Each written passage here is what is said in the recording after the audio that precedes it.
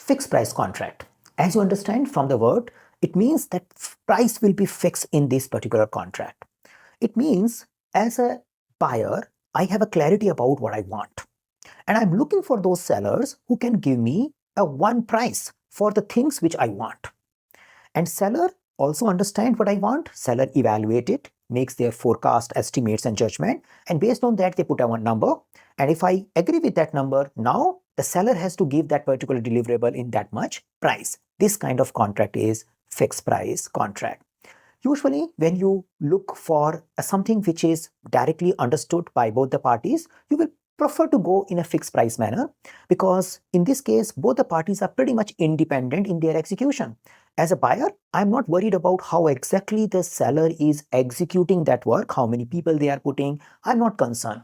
And at the same time, as a seller also, we have a complete control of how do we want to run up our execution or the project because buyer is only looking at the end at the deliverable. Many times we also look at from the perspective of risk. In case of fixed price contract, the buyer has a minimum cost overrun risk.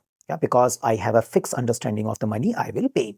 The seller may have a cost overrun, which means fluctuating in their profitability.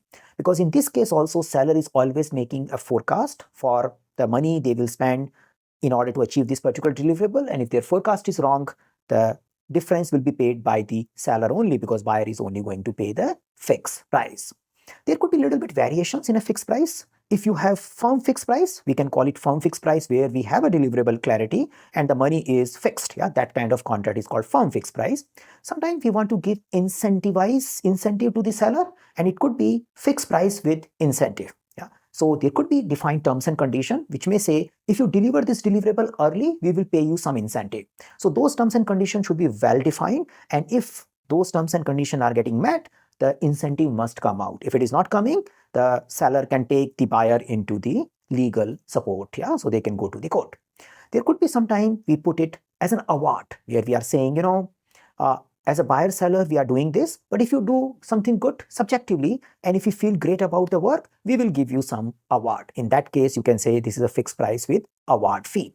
Awards are subjective. You cannot take the other party to the court if they are not paying you the award. There is not necessary to be very defined criteria for giving the award. So this is like we spoke about three types of fixed price contract in this: firm fixed price with incentive, and fixed price with award fee.